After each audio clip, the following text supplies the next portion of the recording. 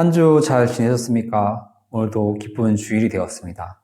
오늘 이제 10월 달인데요. 오늘도 기쁜 마음으로 예배 드리도록 하겠습니다. 기도하도록 할게요. 하나님, 오늘도 저희를 불러주시니 정말 감사합니다. 오늘 저희들의 이 세상의 모든 거 내려놓고 하나님 앞에 섭니다. 저희들의 이 감사와 찬양을 하나님 받아주시기를 원합니다. 저희들 무엇보다도 하나님이 원하시는 대로 은혜의 길로 이끌어 주셔서 저희들 이 세상 정말 복되고 복된 하나님이 주시는 삶을 걸어갈 수 있도록 하여 주시옵소서.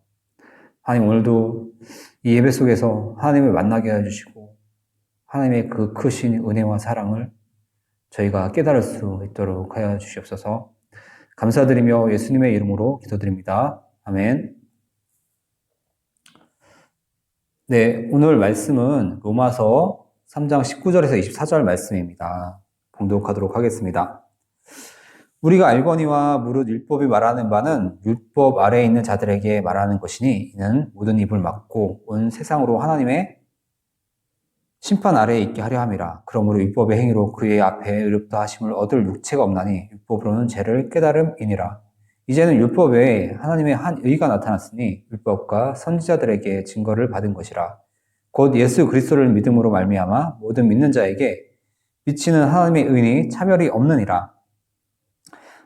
모든 사람이 죄를 범하였음에 하나님의 영광에 이르지 못하더니 그리스도 예수 안에 있는 성령으로 말미암아 하나님의 은혜로 값없이 의롭다 하심을 얻은 자 되었느니라.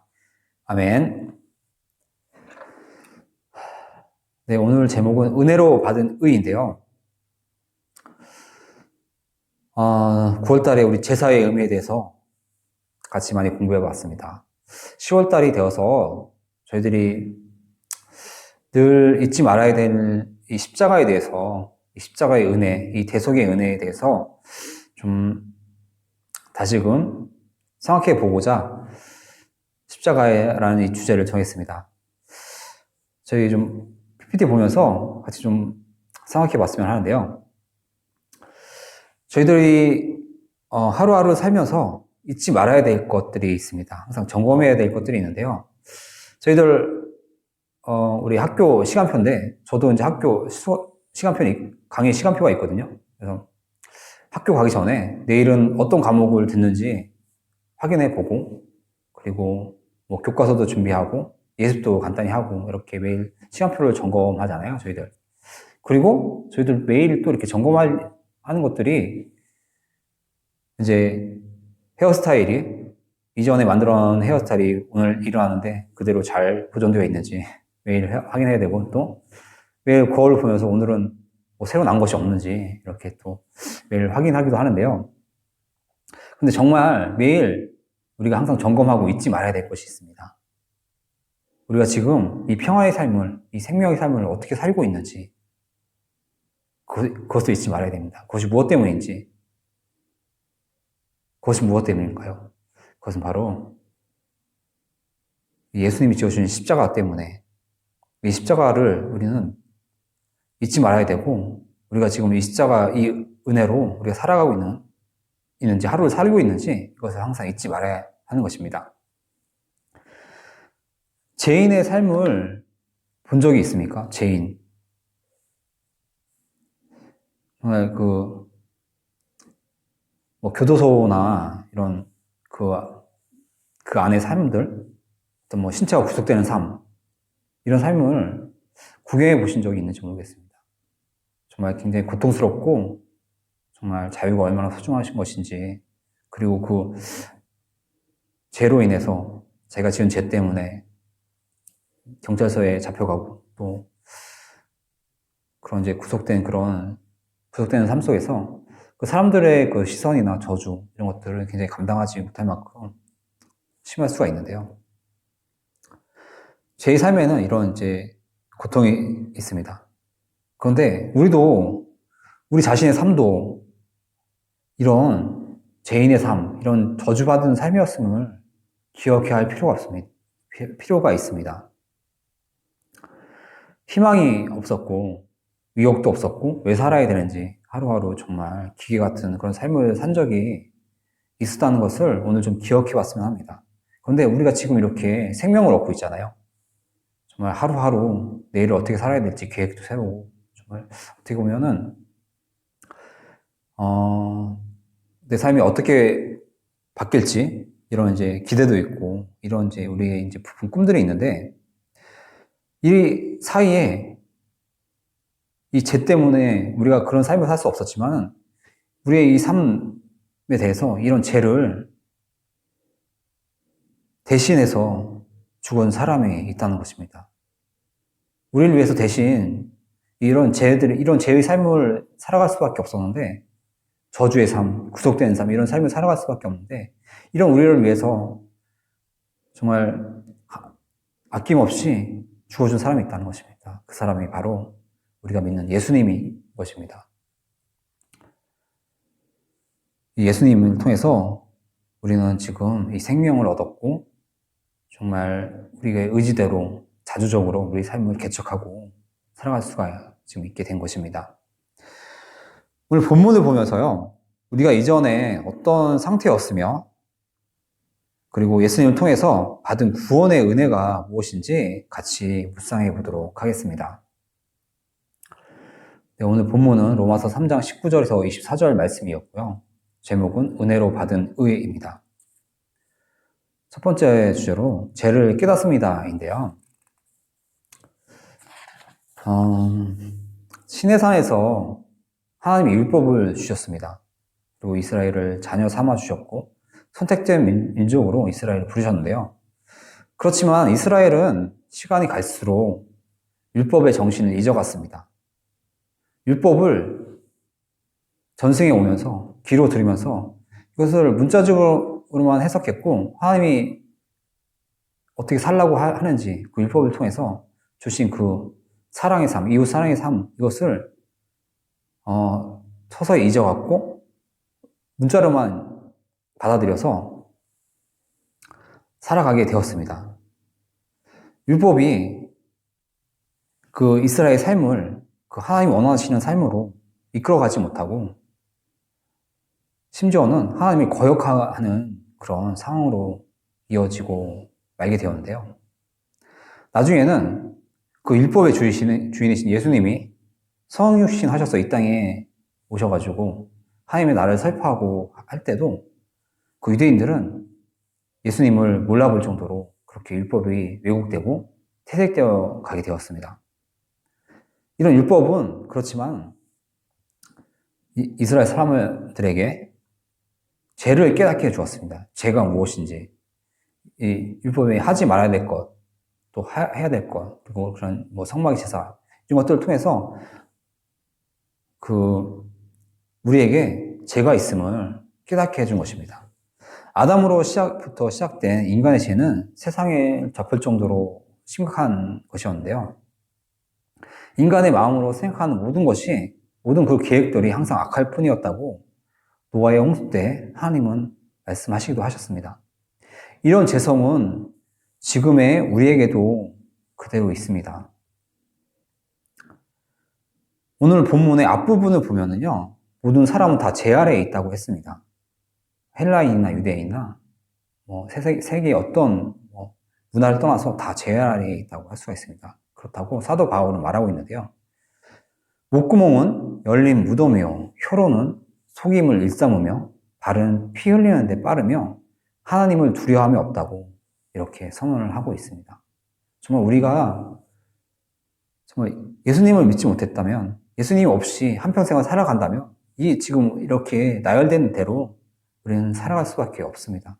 그렇지만 예수님을 통해서 우리가 죄를 깨닫고 구원의 삶, 정말 이타적인 삶, 이웃 사랑의 삶을 지금 살아가고 있는 것입니다. 하나님의 관여가 없다면 정말 이런 처절한 죄의 고통에서 살아야 할 운명이었습니다. 우리 인류는 다 그랬습니다. 그렇지만 하나님은 아브라함을 택하셨고 이스라엘을 선택하셔서 율법을 주셨습니다. 그리고 이 율법을 통해서 모든 사람은 죄에서 멀어지게 하고자 하셨습니다. 율법의 기능으로 죄를 멀리하려 하고 우리는 하나님을 찾게 되는데요. 또 그를 통해서, 율법을 통해서 또 하나님의 심판이 있다는 것을 알게 되었습니다. 정말 예전에 율법이 없었다면 정말 뭐 서로 정말 왜 싸우는지도 모르고 인생을 무엇 때문에 살아가는지도 모르고 죄를 지어도 그 죄에 대한 가책도 못 느끼고 이러했을 텐데 하나님이 주신 이 율법, 신의 산에서 주신 그 율법을 통해서 죄를 알게 되고 또한 하나님의 심판이 또 있다는 것을 알게 되었습니다. 그리고 율법은 이 심판을 깨달으면서 누군가를 기다리게 만듭니다. 율법을 통해서 이룩되지 못한 이런 평강의 삶, 어떤 구원의 삶, 이것을 기대하는데요. 이것을 열어줄 한 사람은 기다리게 했습니다. 그리고 율법은 이렇게 결론적으로 이렇게 죄를 깨닫게 하는데요. 모든 사람은 심판 아래, 심판이 있음을 그 아래에 묶어두게 하였습니다. 그리고 은혜의 길을 맞이할 선택된 자가 받아야 하는 이런 율법은 그런 채찍의 기능도 하고 있다고 할 수가 있습니다. 그래서 율법은 이렇게 죄를 깨닫게 하는데요. 두 번째로는 하나님의 의가 있습니다.인데요. 율법은 은혜를 맞이하기 위한 준비 과정이었습니다. 그 대은혜, 인류의 그 큰 은혜가 이 세상에 펼쳐지기 위한 몸부림이었습니다. 그러나 사람들은 쉽게 깨달을 수가 없었습니다. 율법의 정신인 이웃사랑을 깨닫지 못하며 문자적으로만 율법을 보게 되었고 율법을 보존하는 사람들, 서기관들, 바리새인들, 그리고 제사를 위임받은 제사장들, 대제사장 이런 사람들은 율법을 통해 그 완전한 세상을 구하는 것이 아니라 사람들을 정죄하기에 이르렀습니다. 이런 정죄는, 율법을 통한 정죄는 어떻게 보면은 있을 수가 없는 일인데요. 세상에 사도 바울은 누구도 율법을 완벽하게 지킬 수가 없다고 했습니다. 율법을 통해서 그래서 하나님께 그 의로움을 얻을 수가 없다고 했는데요. 이렇게 자신들도 다 지켜내지 못하는 이 율법을 이런 대제사장, 서기관, 바리새인 이 사람들도 율법을 다 지켜내지 못하면서 다른 사람을 판단하는 것은 어쩌면 하나님 앞에서 정말 부끄러운 일일 것입니다. 그리고 그것이 얼마나 부족한 일인지 이해할 수가 있습니다. 이 율법을 통해서 우리가 지금 잠시 생각해 볼 것이 있는데요. 우리도 깨달아야 할 것이 있는데 우리의 믿음으로 다른 사람을 판단하면 안 된다는 것입니다. 우리의 이 믿음을 통한 이 구원의 은혜는 하나님이 우리에게 주신 은혜입니다. 선물입니다. 우리 능력이나 외모나 환경이나 특별한 것이 있어서 우리에게 주어진 것이 아니라는 것입니다. 이것을 깨닫지 못하고 예수 모른다고 저주하거나 지옥 간다고 퍼붓거나 이렇게 상대방을 비하하는 것은 큰 죄가 될 수도 있다는 것을 알았으면 합니다. 그래서 율법 아래에서 사람들은 뭐가 뭔지 모른 채 고통을 받기도 했고 하나님이 주신 율법임에도 불구하고 율법 아래에서 다른 사람보다 하등의 사람, 윗사람, 아랫사람 이런 우리 하등의 사람이 되기도 해야 했습니다. 중요한 것은 율법을 통해 하나님의 의롭다함을 얻을 수가 없었다는 것입니다. 의라는 것은 이 죄된 세상에서 하나님 앞에 설 때 정말 부끄러움 없이 떳떳하게 하나님의 자녀됨을, 하나님의 인정을 받는 죄가 없다고 인정을 받을 수 있는 것이라고 할 수 있는데요. 그러나 모든 율법을 통과할 사람은 이 세상에 결코 존재할 수가 없었습니다. 율법은 의를 부여해 주시기 위한 것이 아니라 죄를 깨닫고 심판이 있음을 깨닫게 하기 위해 심판 아래 이 사람들을 묶어두기 위한 것이었습니다. 곧 심판 아래에 묶어두고서 이 앞으로 오실 그런 메시아를 기다리게 하기 위한 것이었습니다. 이 율법은 은혜를 기다리게 하기 위한 것입니다. 수많은 선지자들, 예레미야, 에스겔, 아모스, 말라기, 마지막 선지자, 구약의 마지막 선지자 말라기까지 죄에서 구원해줄, 죄된 세상에서 구원해줄 메시아를 예견했는데요. 하나님의 의를 입혀줄 메시아를 가르쳐 주었습니다. 그 사람을 통해서, 그분을 통해서 우리가 은혜를 입고 의로움을 받을 수가 있었습니다. 세 번째 주제인데요. 예수의 속량으로 의로움을 얻습니다. 인데요. 모든 사람은 죄의 굴레에 있습니다. 그 마음에 악한 것이 없을 수가 없었습니다. 이 힘겨운 세상에서 살아야 하니 율법이 있지만 자신의 인생과 또 생계를 위해서 죄를 짓기도 합니다. 죄를 지어도 이 세상에서 합리화하게 되는 거죠. 나는 이건 죄가 아니라고 이렇게 감지하지 못하고 죄를 쌓아둔 채 무감각하게 살아갔습니다. 율법이 있어도 하나님의 영광에 도달할 수가 없었습니다. 그리고 드디어 율법 위에 하나님의 한 예가 나타났습니다. 그것은 바로 우리가 믿는 예수 그리스도이십니다. 예수님은 율법의 잘못된 부분을 조목조목 가르쳐 주시며 문자적으로 수정하시며 이 땅의 율법에 대해서 하나하나 가르쳐 주시기 위해서 율법을 통해서 이 땅을 통치하시고 모든 것을 바꾸어 주시기 위해서 있으시지는 않으셨습니다. 그렇게 하시지 않으셨습니다.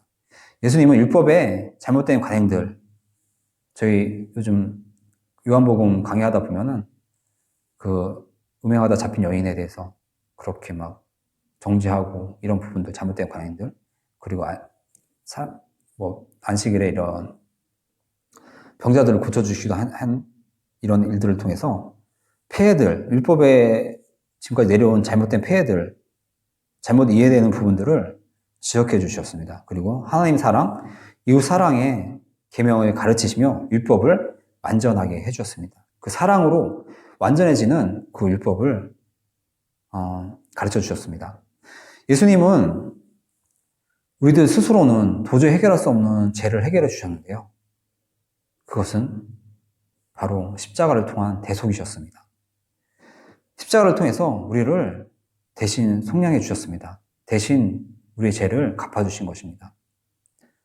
이것은 선지자들로부터 예견된 일이었고, 이 속죄는 예수님을 통해서 이루어진 것입니다. 예수님 자신이 제물이 되어서 영원한 제사를 예수님이 지내주신 것입니다. 우리는 이렇게 예수님의 속량으로 의로움을 얻은 것입니다. 수많은 죄의 문제와 그로 인한 우리 육신에 받는 그런 고통들, 그리고 영적으로 받는 고통, 근심, 걱정, 어떻게 될까? 내일은 어떻게 될까? 누가 나에게 어떤 해를 끼치지 않을까? 그런 고통들, 염려, 이런 것들에 대해서 자유를 얻게 해주신 것입니다. 네, 오늘 말씀을 여기서 마무리하도록 하겠습니다. 예수님의 십자가는 우리의 죄를 위한 것이었습니다.